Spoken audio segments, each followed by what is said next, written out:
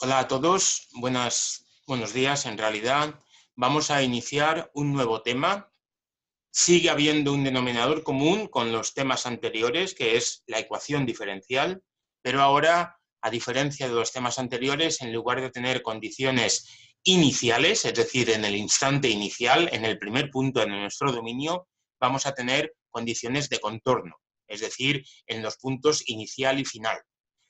El tema de los problemas con condiciones de contorno va a abarcar al menos dos temas. Este, que hace referencia únicamente a ecuaciones diferenciales, es decir, hay una variable independiente, normalmente el tiempo o la X, y hay una variable dependiente, que es la función incógnita, que hay que buscar la solución, y esa variable independiente varía en un intervalo, es el caso fácil, y luego vamos a tener otros problemas de contorno donde nuestra variable independiente ya no va a variar en un intervalo de R, sino lo va a hacer en un recinto de R2 o de R3. Y es cuando el problema va a tener unos tintes un poco más complicados que en el caso que nos ocupa de este tema. ¿De acuerdo? Bien, el índice del tema que vamos a abordar es el que tenéis delante de la transparencia. Vamos a introducir algunos conceptos básicos, poca cosa, fundamentalmente para recordar a qué me estoy refiriendo cada vez que mencione la palabra problema de contorno. Y una vez que tengamos claro a lo que me estoy refiriendo, vamos a descomponer el tema en dos grandes bloques. El primero, que va a ser el fácil, que se corresponde con los problemas de contorno lineales. Es el caso fácil. Es el caso fácil. Estoy intentando... Bueno, da igual. Es el caso fácil y en el que veremos dos técnicas.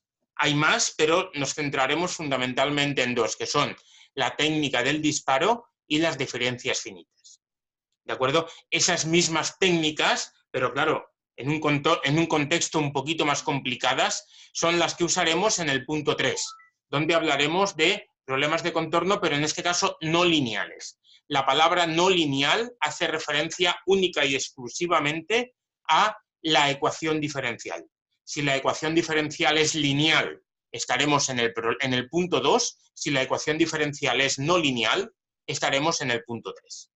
¿De acuerdo? Os he preparado también una serie de ejercicios propuestos para que nos vayamos familiarizando con este tipo de técnicas. ¿De acuerdo? Vais a ver cómo vamos a hacer mucha referencia a los temas anteriores, porque en realidad los métodos de disparo se apoyan fundamentalmente en métodos de problemas de valor inicial, es decir, en los Runge-Kutta y compañía. Los métodos en diferencias finitas no. Esos simplemente transforman el problema inicial, el problema de contorno con el que nos enfrentamos, lo transforma en un sistema de ecuaciones lineales, A por X igual a B, lo que os explicó Javier el año pasado, o en un sistema de ecuaciones no lineales, a las que habrá que aplicar fundamentalmente el método de Newton. ¿De acuerdo?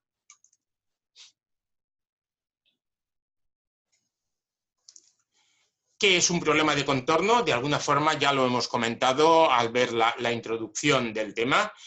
Es un problema en donde hay una ecuación diferencial, si estoy trabajando con una variable independiente, o una ecuación en derivadas parciales si estoy trabajando con más de una variable independiente. ¿De acuerdo? En el caso que nos ocupa, ya nos ocuparemos de las ecuaciones en derivadas parciales. En el caso que nos ocupa va a haber una variable independiente y una función incógnita, la solución de mi problema. ¿De acuerdo? En ese contexto, nuestra ecuación, nuestro problema va a venir descrito en el más sencillo de los casos. Acordaros, por ejemplo, en los temas anteriores, que siempre cuando hablábamos de un problema de valor inicial, teníamos una ecuación de primer orden. No hay problemas de frontera o problemas de contorno en ecuaciones de primer orden. La ecuación más sencilla que describe un problema de frontera es una ecuación de segundo orden, como la que estáis viendo aquí. ¿De acuerdo? O sea que mi problema más sencillo va a ser un problema modelizado por una ecuación diferencial de segundo orden, Eso representa fundamentalmente a todas las ecuaciones diferenciales de segundo orden. Y la variable independiente, que solo hay una, varía en un intervalo cerrado a b, y tengo condiciones, me harán falta dos condiciones porque la derivada es de segundo orden, las dos condiciones no van a estar en a las dos. ¿De acuerdo? Lo normal es que haya una en a y una en b.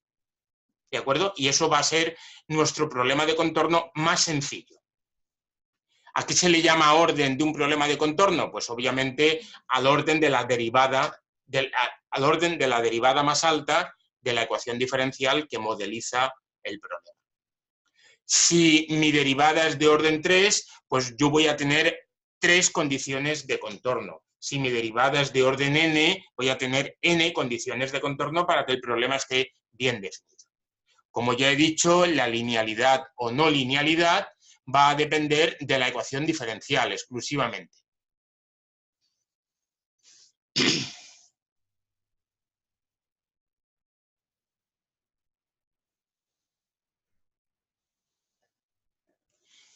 Y finalmente, la solución de mi problema, si yo quisiera una solución analítica, cosa que me gustaría, pero no siempre es posible, o más bien casi nunca es posible, la solución de mi problema sería una función real de variable real, una función y de x, que al sustituir en la ecuación diferencial se satisface esta ecuación diferencial y satisface también las condiciones de contorno. Como no voy a encontrar esa función, esa solución analítica, voy a tener que ingeniármelas para encontrar una solución numérica. Una solución numérica que en la misma línea que veíamos en los temas anteriores va a ser una solución aproximada en una serie de puntos de mi dominio, a los que llamaremos nodos. ¿Cuántos pueden ser? Los que yo quiera. En principio, la única limitación la marca el tiempo que puede costarle al ordenador devolverme la solución. Pero también es verdad que cuantos más puntos yo le pida, por un lado tendré más información de la solución. Eso es bueno.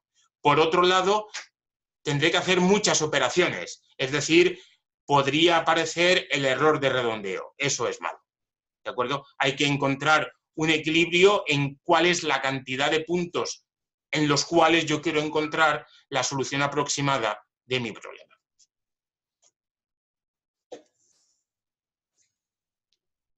Me voy a encontrar fundamentalmente en el caso de una variable, en el caso de varias la cosa se complica un poquito, pero en el caso de una variable yo me voy a encontrar con 3 posibles tipos de condiciones, a las que hemos llamado condiciones Dirichlet, condiciones naturales y condiciones mixtas.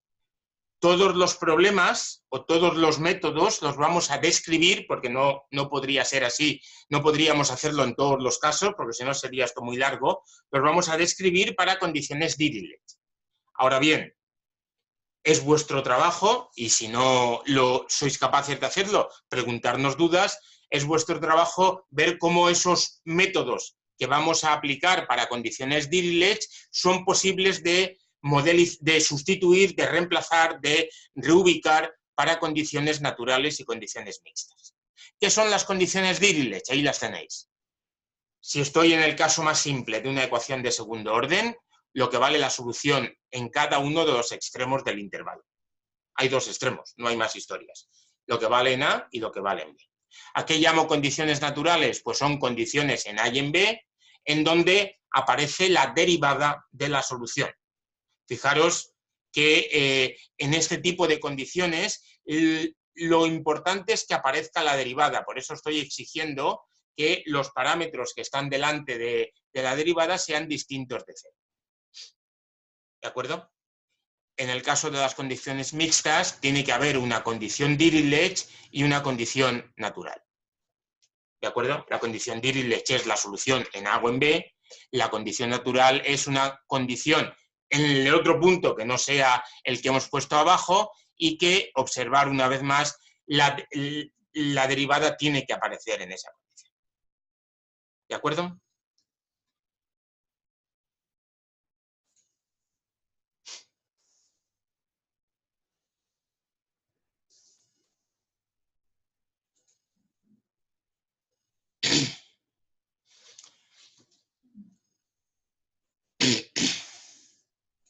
Ahí tengo algunos ejemplos,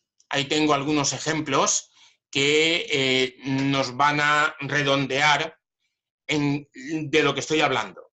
¿Qué tipo de problemas quiero resolver? Los dos primeros son ejemplos de alguna forma aplicados, porque en el primero estoy resolviendo cómo varía el potencial eléctrico entre dos esferas concéntricas, una dentro de la otra, una cargada con V1 voltios y la otra cargada con 0 voltios. Ese potencial se distribuye entre las dos esferas y esa distribución viene modelizada por esa ecuación, ese problema que tenemos reflejado ahí. Es un problema de segundo orden, observar, lineal, porque la incógnita U, la función incógnita U, no está dentro de nada que no sea lineal. La variable independiente ahora es los radios que hay entre la esfera más grande y la esfera más chica, y las condiciones de contorno son el potencial en una esfera y el potencial en la otra. ¿De acuerdo? Yo querría encontrar cuál es el potencial en las distintas esferas, en principio en las infinitas, pero eso no va a ser posible, en las infinitas esferas que hay entre la esfera pequeña y la esfera. ¿De acuerdo? Otro problema también bastante aplicado y que se utiliza con frecuencia es el que estáis viendo en el segundo lugar. Generalmente en teoría de estructuras, cuando un arquitecto o un ingeniero hace los cálculos de una viga, está suponiendo que la viga está anclada en los extremos, pero que tiene mucha fuerza, está soportando muchas fuerzas. Entonces, es posible que esa viga sufra una desviación con respecto a la verticalidad, ¿de acuerdo? Lo que se llama una deflexión, ¿de acuerdo? ¿Qué es lo que mide esa deflexión? Esa deflexión viene modelizada por esta ecuación diferencial y lo importante es que en todos los puntos, desde un extremo al otro de la viga, esa deflexión sea muy pequeña. ¿De acuerdo? Desde luego, en el momento que esa deflexión sea muy grande, significará que mi viga va a caer más pronto o más tarde. Las condiciones de contorno, obviamente, si mi viga está anclada en los extremos que tiene longitud L, pues en los extremos la deflexión debe ser 0, obviamente. ¿De acuerdo? Y luego, en el resto de puntos, lo que he dicho, modelizada por esta ecuación. Se trata de una ecuación de segundo orden, es otra vez una ecuación lineal, no tiene coeficientes constantes como la ecuación de arriba, y se trataría de encontrar la función incógnita W, que me va a dar la deflexión en cada uno de los puntos de la viga, sabiendo que en los extremos esa deflexión es 0. Bien, el resto de ejemplos son lo que yo llamo ejemplos académicos, son ejemplos que me invento, simplemente para que entendamos los conceptos que estamos manejando. Por ejemplo, este ejemplo sería una ecuación de segundo orden. ¿Por qué? Porque la derivada más grande es de orden 2. Es una ecuación no lineal. Ese producto entre la y e y' hacen que la ecuación sea no lineal. Y es una ecuación, es un problema de frontera porque el intervalo donde varía la variable independiente es el -1, 1, y tengo condiciones, en este caso serían condiciones naturales, en el punto 1 y en el punto -1. ¿De acuerdo? Aquí tendríamos en el segundo caso un ejemplo de una ecuación de tercer orden. Eso significa que voy a necesitar 3 condiciones, tantas como orden de la ecuación diferencial, están repartidas entre el 1 y el 2, que son los extremos del intervalo, las estáis viendo aquí, y bueno, pues si nos fijamos en la ecuación diferencial, sí es lineal, aunque tiene coeficientes variables. Eso no es muy grave a la hora de distinguir entre lineal o no lineal. El hecho de que los coeficientes sean números o sean funciones afecta relativamente poco al método de resolución numérica del problema. ¿De acuerdo? Lo que más afecta es a la idea de que el problema sea lineal o no lineal. ¿De acuerdo? Bien, aquí otra vez tenemos un problema de cuarto orden. Fijaros en esa derivada cuarta. La variable independiente varía en 0,5 y yo necesito 4 condiciones repartidas entre el 0 y el 5. ¿De acuerdo? Y finalmente tengo otra ecuación que sería no lineal, ¿Quién hace no lineal esta ecuación? Aquí hay muchos términos que la hacen no lineal. Ese producto de I por I segunda es no lineal, esta potencia es no lineal o esta potencia es no lineal. Esos tres términos hacen que la ecuación diferencial se le llame no lineal. Da igual, porque en realidad con que haya un término es suficiente. Aquí tengo la variación de la variable independiente, que es lo que menos problemas me va a dar en todo el tema, y aquí tengo las dos condiciones, que en este caso son condiciones naturales, otra vez, porque las que interviene es la derivada en los dos extremos del intervalo. ¿De acuerdo? Seguimos adelante.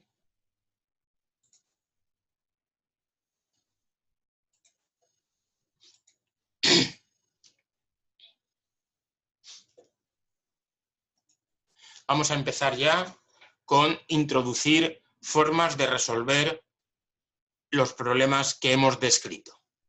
El primero va a ser cómo resolver el problema más sencillo de todos con los que nos podemos encontrar, que tienen como apellidos de contorno, lineal, de segundo orden. ¿De acuerdo? La ecuación diferencial que va a modelizar el problema es esa. ¿De acuerdo? Es una ecuación de segundo orden lineal. Fijaros en dónde está la I y sus derivadas. No está dentro de ninguna función que no sea lineal. Luego ahí no hay ningún problema. ¿De acuerdo? Y luego tengo las dos condiciones, dos porque hay una ecuación de segundo orden, luego necesito dos condiciones que están una en A y la otra en B. Las funciones P, Q y R, es aquello que os decía, que no importan demasiado los coeficientes, que sean escalares o funciones, las P, Q y R pueden ser arbitrarias.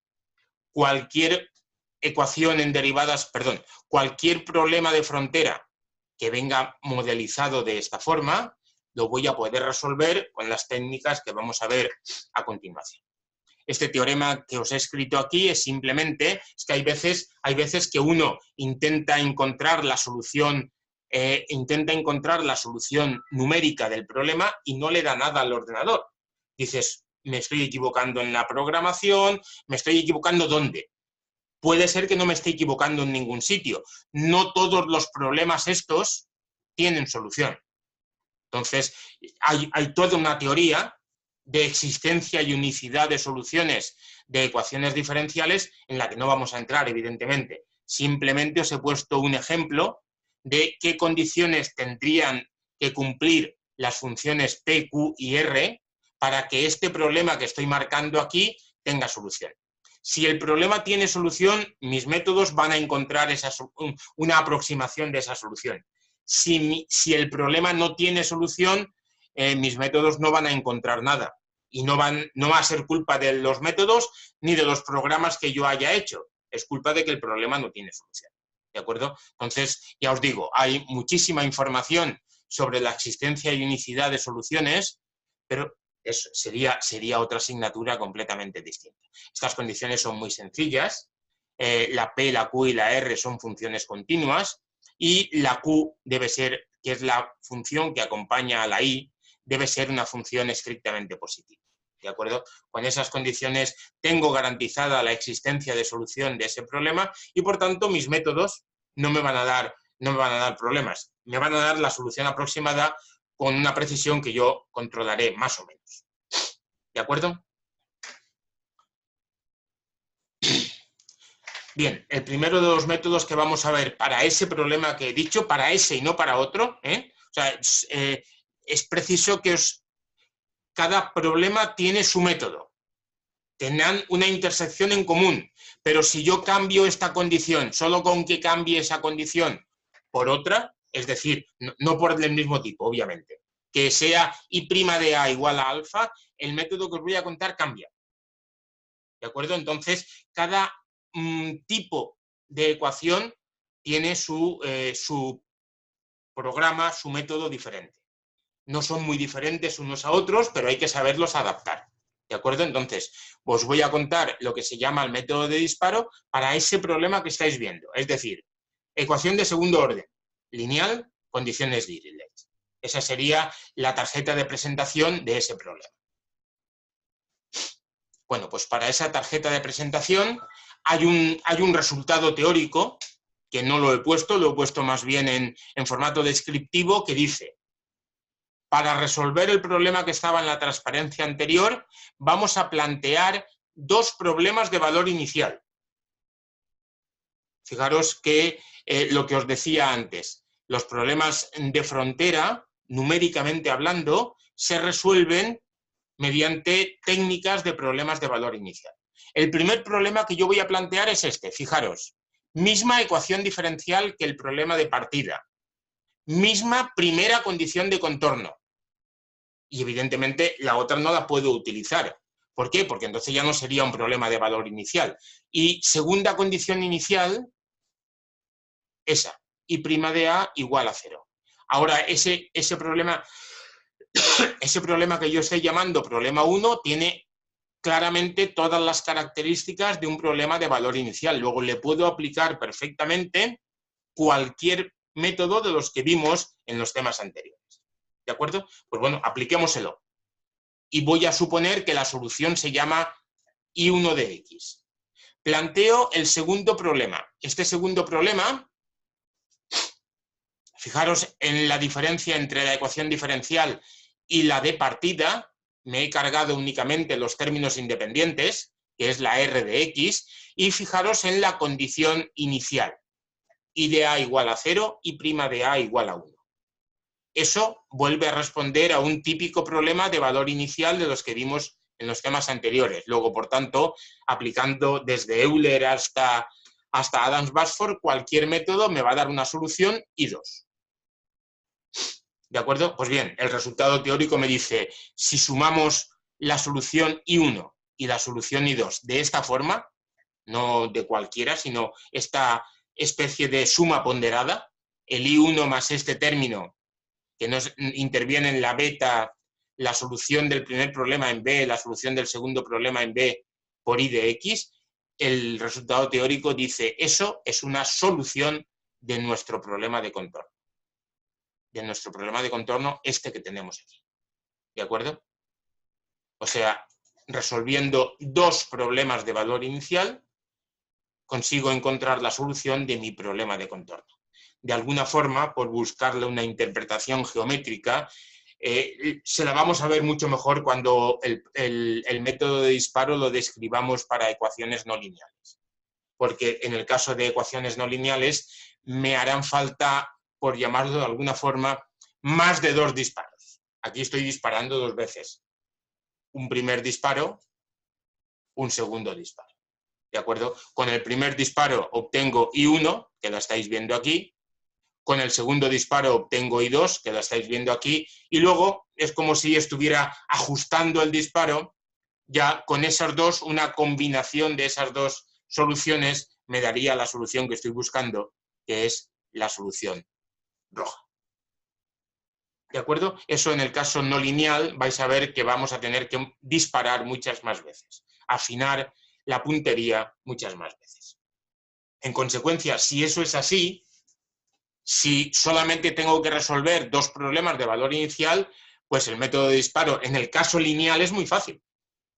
¿De acuerdo? Es decir, voy a aplicar, por ejemplo, rungecuta al problema 1, voy a aplicar rungecuta al problema 2, eso me dará la solución del problema 1 y del problema 2 en una serie de puntos del dominio donde varía la variable independiente, y de esa forma yo tendré la solución, por supuesto aproximada, porque rungecuta ya lo era, en esos puntos, en los mismos puntos que me da rungecuta, de mi problema de control.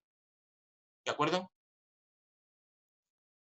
Acordaros que para poder aplicar a una ecuación de segundo orden uno de los métodos de resolución numérica de problemas de valor inicial, había que convertir ese problema en un sistema de primer orden. ¿De acuerdo? Pues eso es lo que hago para el problema 1, lo tenéis aquí.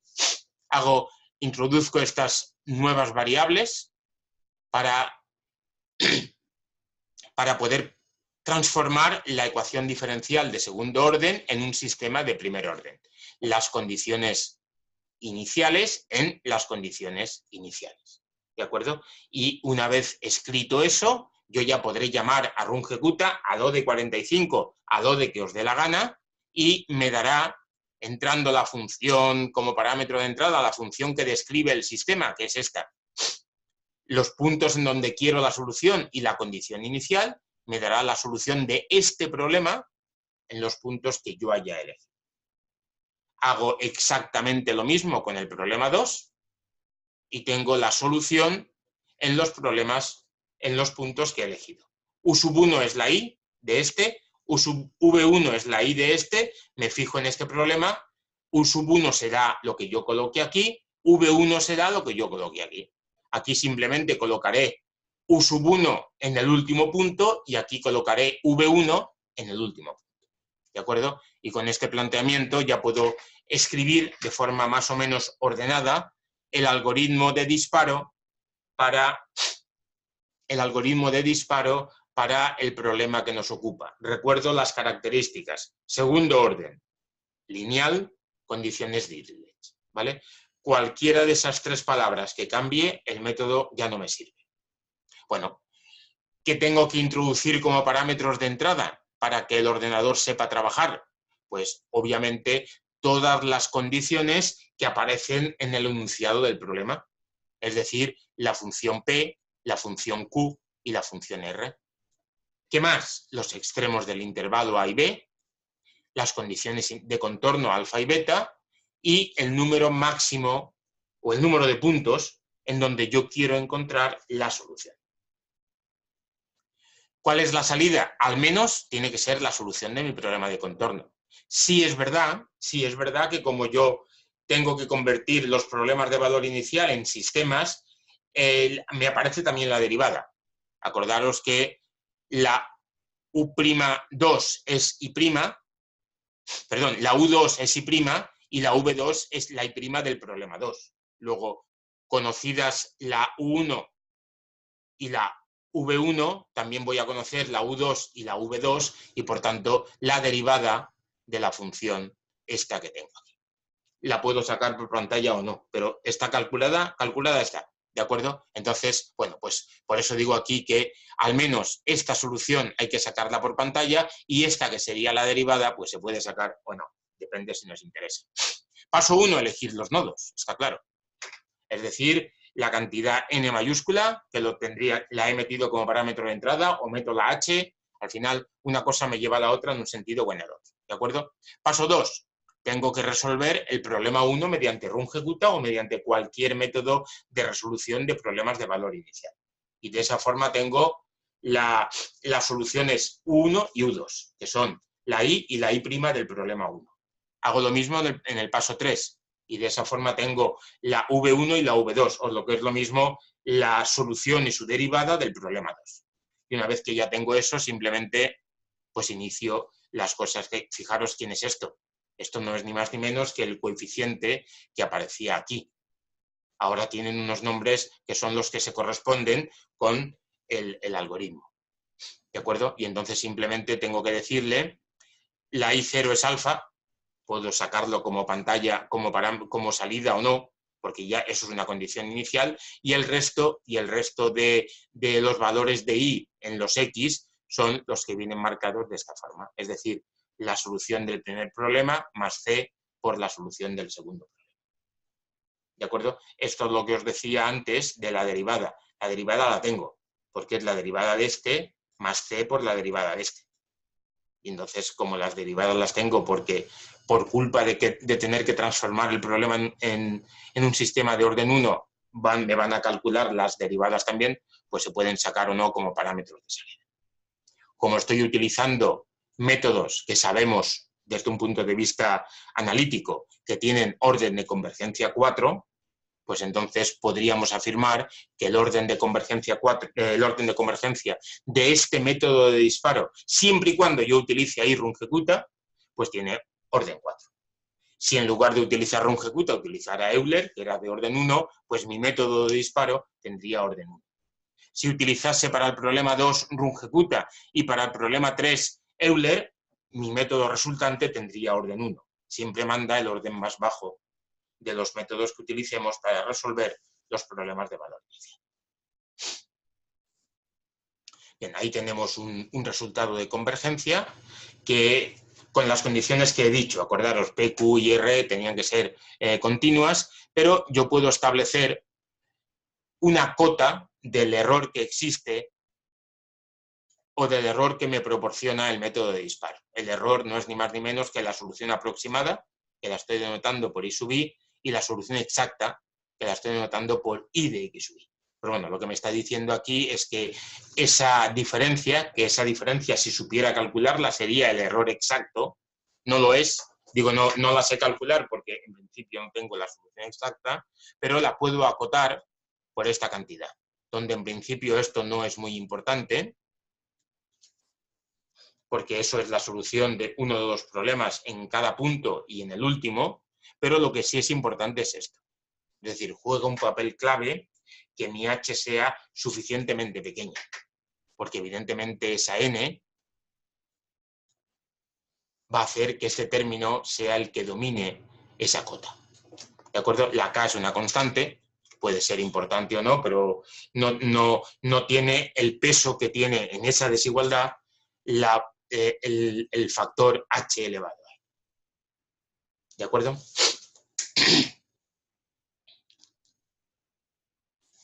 Bien, aquí tendríamos un ejemplo. Aquí tendríamos un ejemplo de una ecuación diferencial con sus condiciones de contorno o de frontera que responde escrupulosamente al tipo de problema que hemos intentado resolver. Ecuación diferencial de segundo orden, coeficientes constantes y las funciones que acompañan a esa ecuación diferencial como coeficientes pueden ser las que sean, ¿vale? Es una ecuación lineal de segundo orden con coeficientes, en este caso no constantes. Bueno, pues las condiciones son condiciones de Dirichlet y, respondiendo a lo que hemos visto hasta hace un momento, tengo que plantear los dos problemas de valor inicial. Ahí tengo un problema, ese sería un problema de valor inicial, y aquí tengo el otro problema de valor inicial. ¿De acuerdo? Eso es escrupulosamente lo que hemos visto en la parte teoría, esto es escrupulosamente lo que hemos visto en la parte de teoría. Sé que tengo la solución exacta simplemente para comprobar o comparar, mejor dicho, lo que me va a salir con el disparo y la solución exacta, es decir, en este caso yo puedo calcular el error exacto y entonces, bueno, pues voy haciendo todas las cuentas. Las he pasado a esa tabla en donde en la primera columna aparecen los nodos que me interesan, acordaros que estoy en el intervalo 1, 2 y he elegido h igual a 0, 1. ¿De acuerdo? Aquí tenemos las soluciones en esos puntos del primer problema de valor inicial, lo que hemos llamado problema 1. Aquí tenemos las soluciones en esos puntos de lo que hemos llamado problema 2. Aquí tenemos la solución aproximada de mi problema de contorno, aquello que era I1 más una constante por I2. Aquí tengo la solución exacta en esos puntos, obtenida a partir de esta fórmula. Y aquí tengo el error exacto, que es la diferencia entre la solución exacta y la solución aproximada.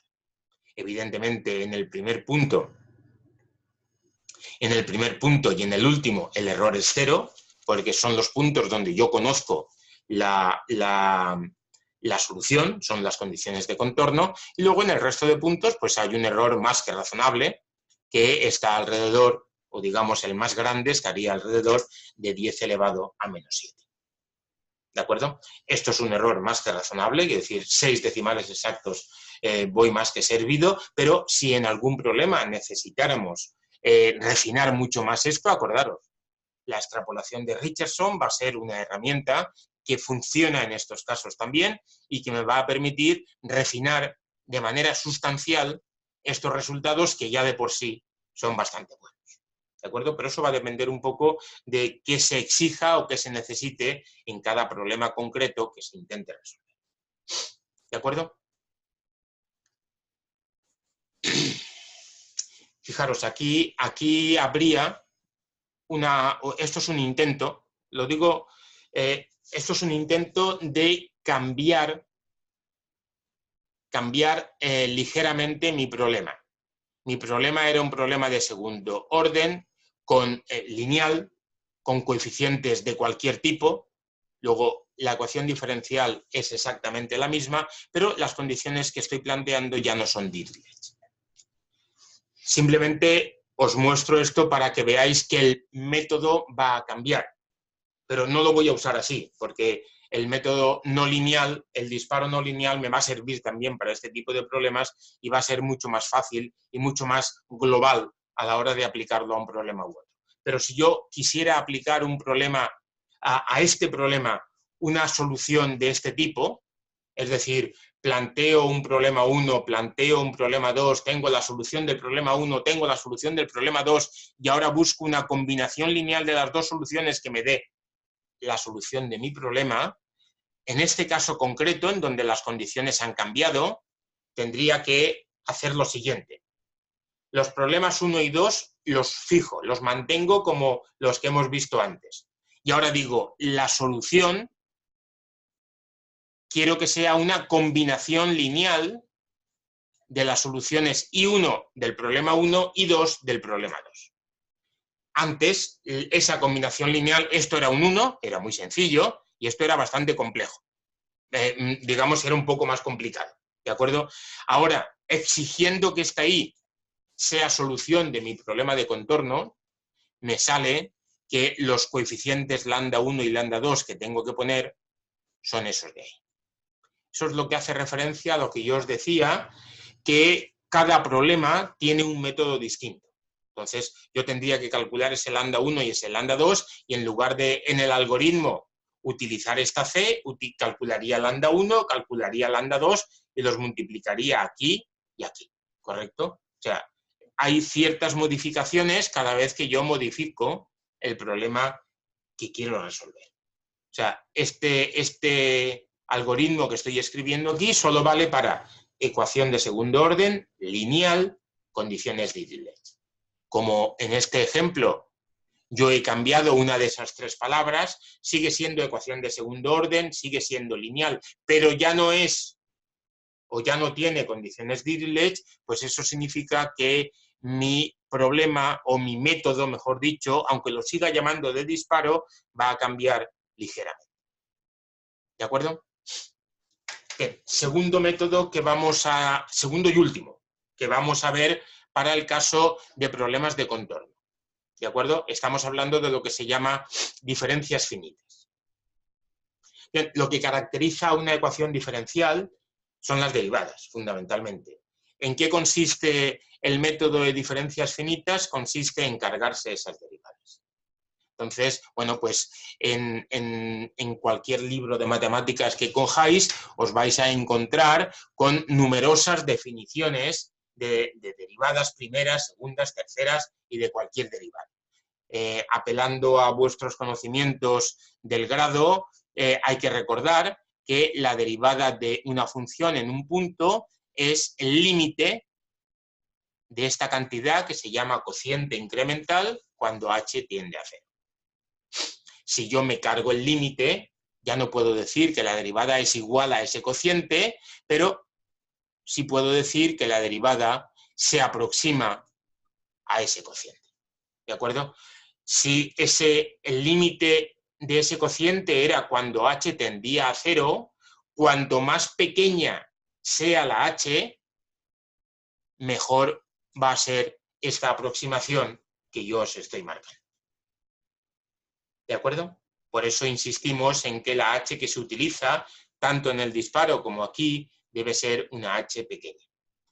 Se puede demostrar, por ejemplo, utilizando desarrollos de Taylor, que esta aproximación de la derivada es de orden 1.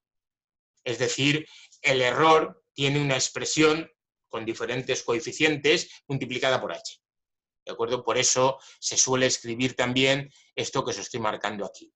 La derivada es este cociente más un error de orden 1, de orden h. ¿De acuerdo? A esa definición de la derivada se le llama diferencia progresiva, porque para encontrar la derivada en un punto me apoyo en ese punto y en el siguiente. ¿De acuerdo? Lo mismo ocurre con la diferencia regresiva, solamente que en lugar de apoyarme en un punto y en el siguiente, me apoyo en ese punto, en el mismo que calculo la derivada, y en el anterior. De ahí el nombre de regresiva. también esa diferencia, esa definición de derivada, cuando me cargo el límite estoy cometiendo un error de orden 1, de orden h. ¿De acuerdo? A esa se le llama diferencia regresiva. Y finalmente, porque podemos manejar estas tres fundamentalmente, hay muchas más, pero no merece la pena para el contexto en el que nos movemos. Finalmente, la diferencia central lo que me dice es que la derivada la puedo aproximar por esto. Muchos textos dicen que la derivada es el límite, y están en lo cierto, cuando h tiende a 0 de esta expresión. Bueno, pues lo mismo que he dicho arriba. Si yo me cargo ese límite, tengo una aproximación de la derivada tanto más buena cuando más cerca de 0 esté la h. ¿De acuerdo? ¿Qué diferencia esta diferencia, valga la redundancia, de las otras?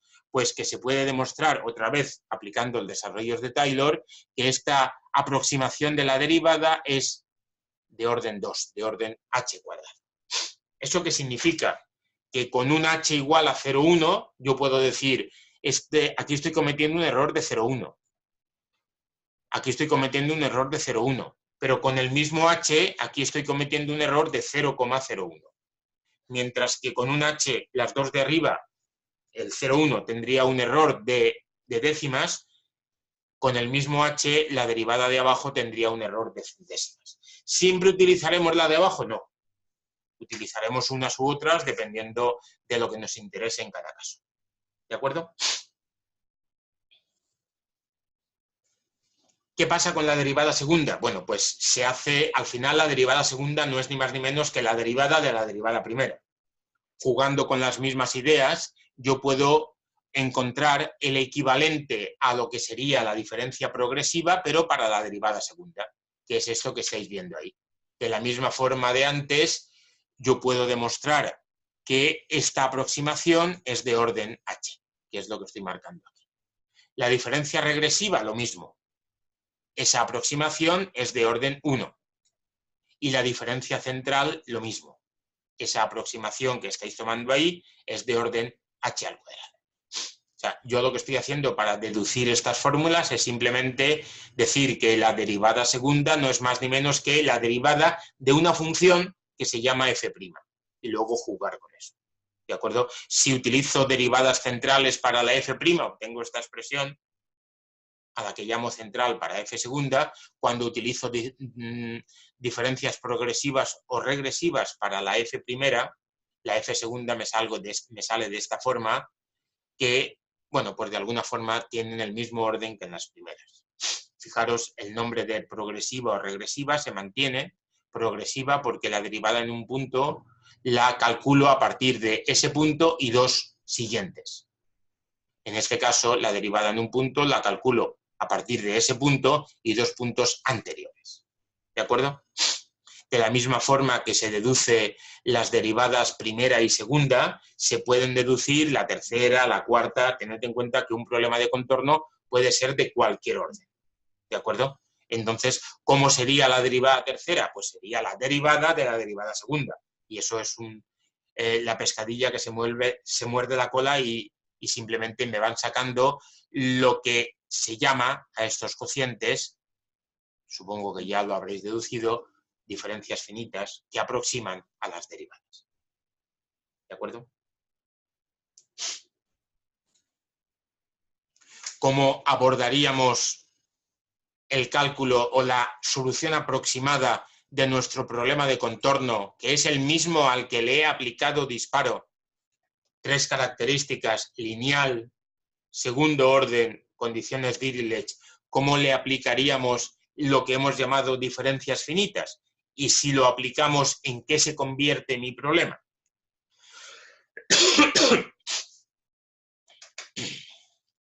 Fijaros, la derivada segunda yo la puedo aproximar por varias cosas. He optado por esta.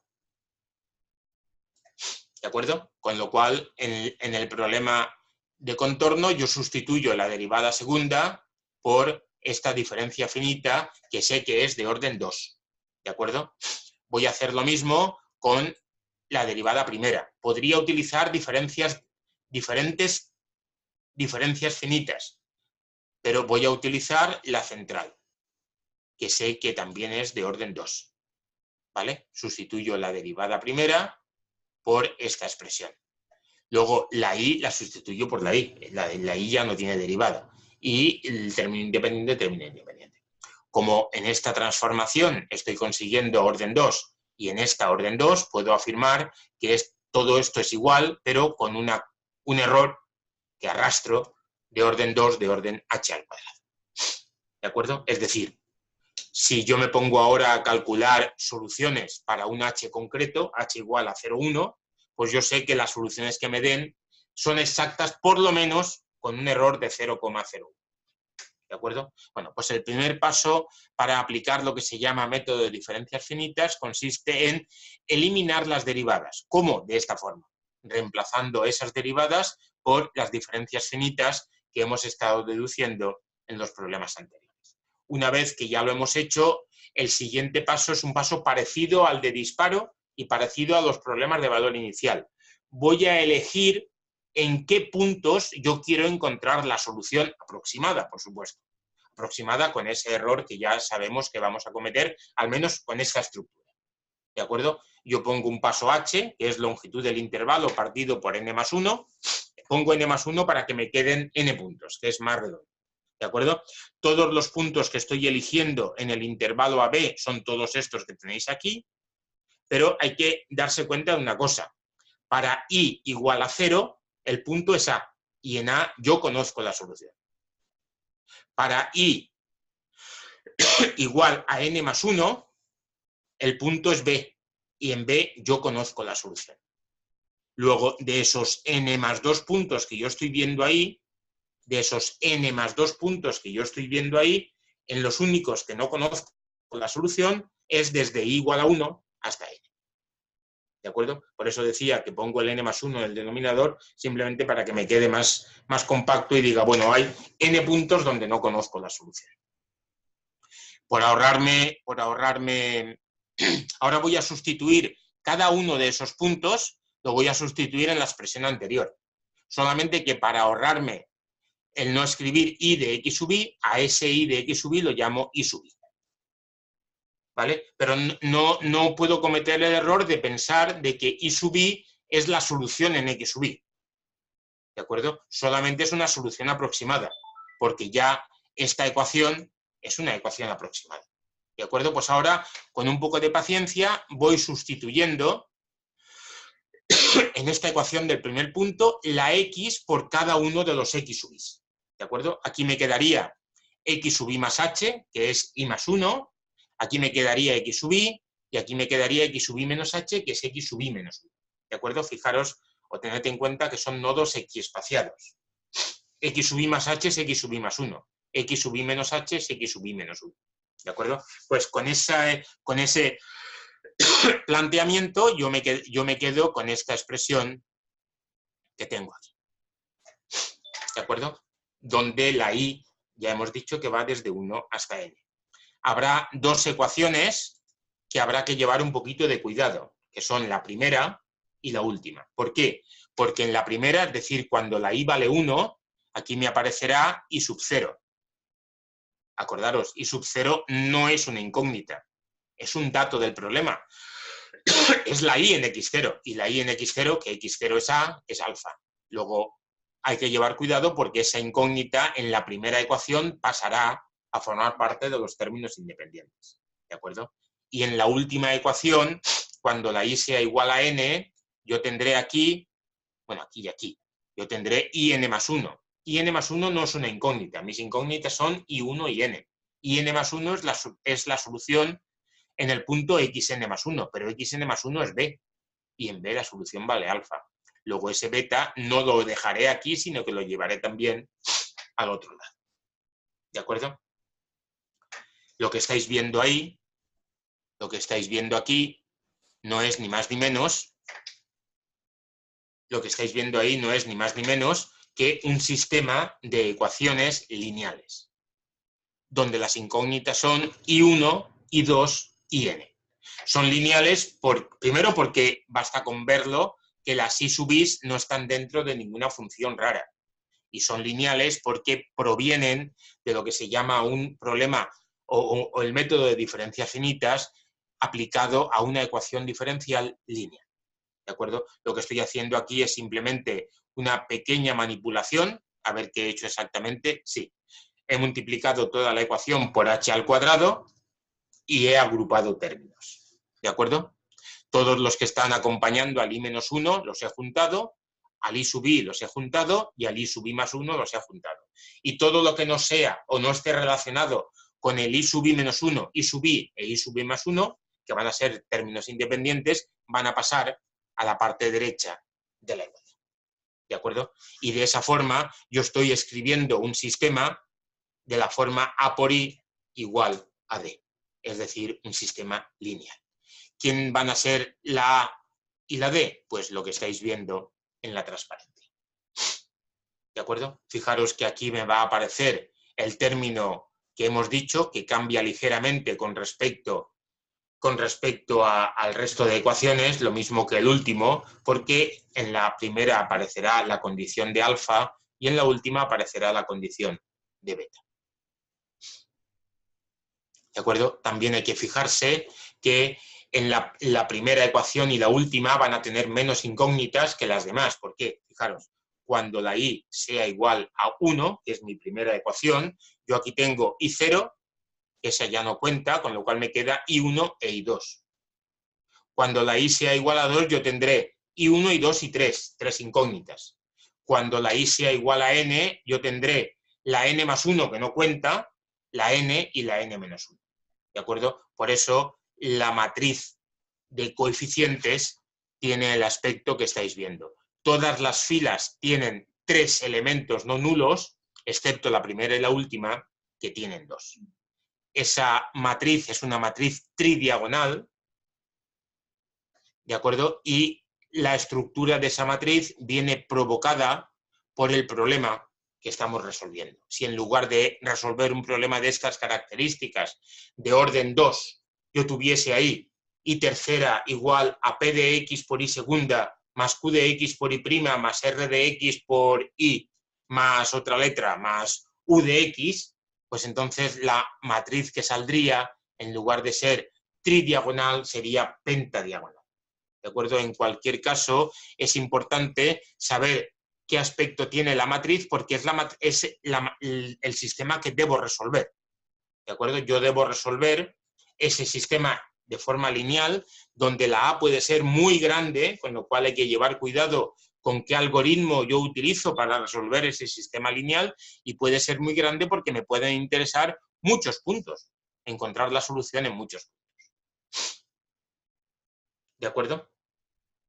Bueno, como eso puede ser muy grande, bueno, aquí estoy planteando el algoritmo, que al final se reduce a introducir por teclado la matriz A. Fijaros que la matriz A tiene una estructura muy concreta y sería fácil de ver. En toda la diagonal estoy evaluando la Q en los nodos, la estoy multiplicando por H y le estoy sumando 2. Toda la diagonal principal tiene una estructura parecida.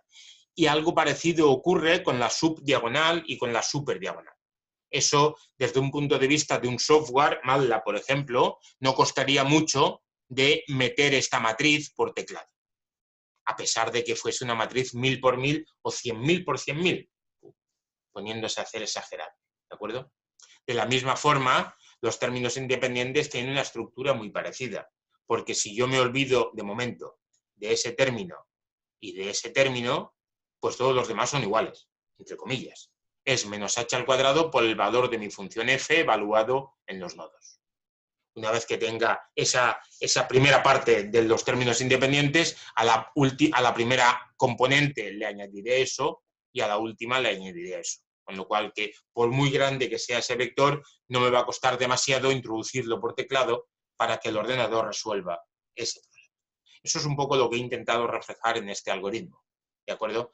Entradas, pues las funciones que tengo que evaluar para que me dé la matriz y los términos independientes, los extremos, las condiciones de contorno y el número número de puntos en donde quiero encontrar la solución. La salida, fijaros que aquí ya no hay una llamada a Runge-Kutta ni a nadie, quiero decir, aquí solamente estoy calculando la i, que es la solución de mi problema de contorno en los puntos x que yo haya elegido, solución aproximada. ¿De acuerdo? pues entonces esa va a ser la salida de mi problema. Calculo determino quiénes son los puntos. Y aquí lo que estoy haciendo, y ahora lo entenderéis mejor, es un poco prepararme el camino para ¿Cómo podría yo resolver esto? ¿Cómo podría yo resolver este sistema? Pues, por ejemplo, con la barra invertida de MATLAB, y igual a A barra invertida D me da la solución por Gauss. Pero para evitar muchas operaciones, pensando que mi sistema, aunque tiene muchos ceros, puede ser muy grande, entonces os voy a presentar un método para resolver sistemas lineales que solo sirve para matrices tridiagonales, como esta, solo para matrices tridiagonales, pero que da unos resultados fantásticos desde el punto de vista del ahorro computacional.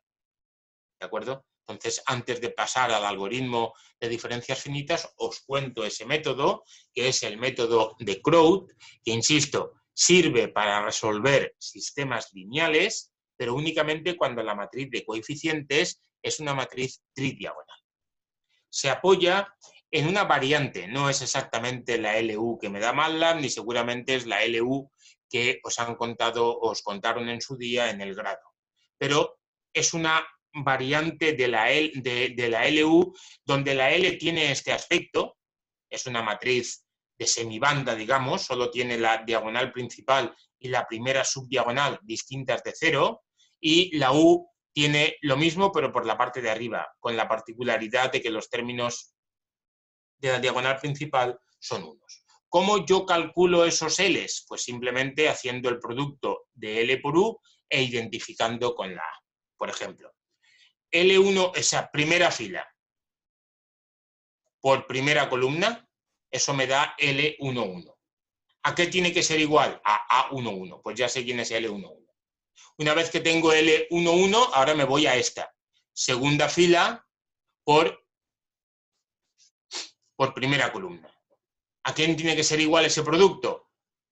Segunda fila por primera columna a A21. Pues de ahí saco el L21 y así sucesivamente. No, era un poco tedioso, no me ha parecido nada interesante hacerlo con detalle, y esto sería un poco las fórmulas que dan para los primeros elementos de la L y de la U, los últimos elementos de la L y de la U y los del medio. Vuelve a haber una pequeña diferencia con la primera ecuación y con la última. Pensad que la primera fila de L y la última fila, la primera fila de L fundamentalmente y la última de U son ligeramente distintas porque solo tienen un término. El resto de filas todos tienen dos distintos de cero, ¿de acuerdo? Insisto, con un poco de paciencia vamos multiplicando e igualando a la A y me van saliendo todas las incógnitas de esa L y de esa U, que son pues todas las que estáis viendo ahí, las L y J y las U y J, ¿de acuerdo? Una vez que tengo la L y la U, lo que hago es lo siguiente: yo quiero resolver ese sistema, pero como he conseguido factorizar la A por L y por U, en realidad ese sistema es el mismo que es, ¿de acuerdo? Ahora llamo a U por X lo llamo Z, ¿vale? Y entonces lo primero que hago es resolver el sistema L por Z igual a D. Eso, alguien puede decir, ¿ahora va a resolver un sistema? Sí, pero es muy fácil, porque L por Z igual a D, la D son los términos independientes, y yo, empezando por la primera y bajando, puedo encontrar la solución de L por Z igual a D, ¿de acuerdo? Y una vez que tengo Z, lo llevo abajo, y U por X igual a Z, resuelvo el otro sistema. La solución de los dos sistemas me va a dar la X, que es solución de mi sistema de partida. ¿Por qué para resolver un sistema lo sustituyo en la solución de dos sistemas? Porque los dos sistemas tienen una particularidad muy sencilla. El primero, empezando de arriba hacia abajo, apenas hay que hacer operaciones para encontrar la solución. El segundo, empezando de abajo hacia arriba, apenas hay que hacer operaciones para encontrar la solución. De esa forma me estoy ahorrando muchas operaciones en encontrar la solución del sistema A por X igual a D, siempre y cuando tenga la factorización esa particular LU de mi matriz. ¿de acuerdo? Para que os hagáis, bueno, este sería el algoritmo, este es el programa de CrowdYa que os he preparado para que no perdamos tiempo. Es un programa que yo le meto por teclado como términos, como parámetros de entrada, la A, la B, la C y la D, que son la A, diagonal principal, la B, superdiagonal, la C, subdiagonal, la D, términos independientes. Le estoy metiendo únicamente los términos no nulos. Todo lo demás es nulo. Recordad que es una matriz tridiagonal, con lo cual ahí predominan los ceros, ¿de acuerdo?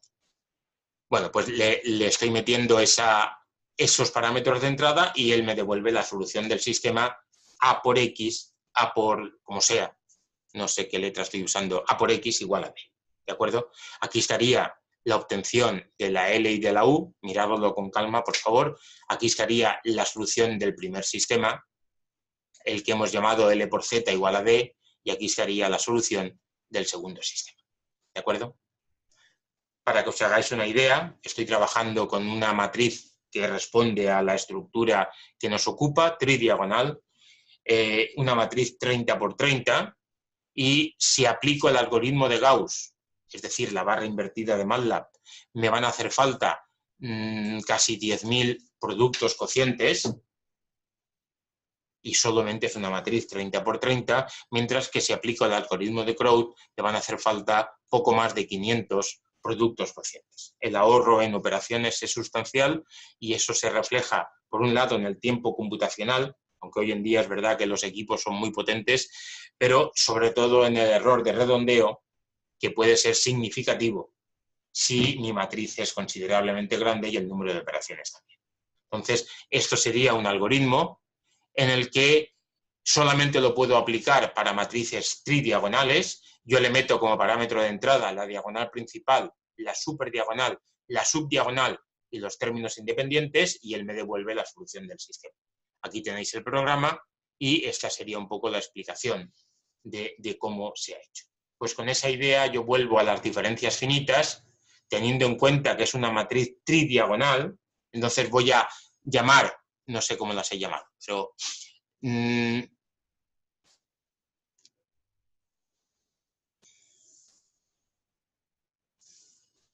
he llamado diagonal principal de P a la diagonal principal de A, he llamado diagonal inferior a la diagonal inferior de A, he llamado diagonal superior, creo que la he llamado así, ahora lo miro, diagonal superior de A, y luego he llamado D a dos términos independientes. De todas formas, ahí está.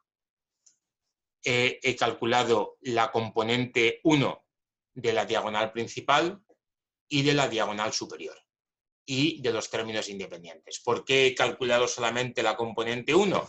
Porque la componente 1 de la diagonal principal, de la diagonal superior y de los términos independientes es ligeramente distinta que lo que viene después, ¿de acuerdo? Por eso lo he hecho aparte en mi algoritmo. Luego, eso digamos, para el primer punto. Luego, para i desde 2 hasta n-1, como todas el resto de diagonales son muy parecidas y los términos independientes desde 2 hasta n-1 son muy parecidos, los hago todos dentro del mismo bucle, ¿de acuerdo? Y de ahí está el paso 2. Y finalmente, en el paso 3 lo que hago es simplemente los últimos valores de la diagonal principal y de la subdiagonal y el último de los términos independientes, que también difiere ligeramente de los demás. Y una vez que tengo todo eso implementado, mi ordenador ya conoce todos los elementos distintos de cero del sistema que yo quiero resolver. Pues entonces, llamando al algoritmo de Crowd, utilizando diagonal principal, diagonal superior, diagonal inferior y términos independientes de, ese algoritmo me dará la solución de mi problema. Y la solución de mi problema no es ni más ni menos que valores aproximados de la solución del problema de contorno en los puntos que yo haya elegido. ¿De acuerdo?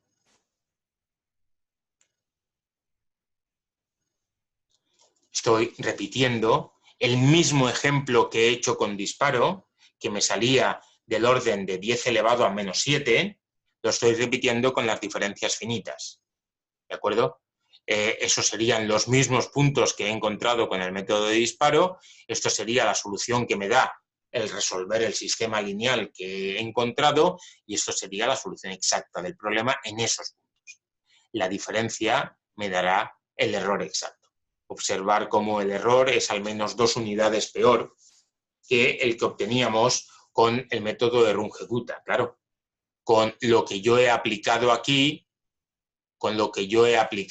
lo más que puedo decir es que mi método es de orden h al cuadrado, cuando yo sé que el método de Runge-Kutta es de orden h a la cuarta. Luego está más que justificada la diferencia a peor de este error frente al error que me daba el método de disparo cuando utilizaba Runge-Kutta. ¿De acuerdo? Aquí podríamos decir, bueno, lo que digo ahí al final de la transparencia, que el error máximo está más o menos alrededor de 10 elevado a menos 5. Dos métodos, dos técnicas para resolver problemas de frontera con las siguientes características. Segundo orden, lineal, condiciones diferentes. ¿De acuerdo? Cuando alguna de esas tres palabras cambia, deberé ser capaz de adaptar estas ideas al caso nuevo. Lo vamos a ver lo mismo, ya hoy voy a terminar, pero para el próximo día Alicia os enseñará las mismas técnicas, es decir, disparo y diferencias finitas, pero para el caso no lineal, que tendrá un poquito más de complicación. ¿De acuerdo?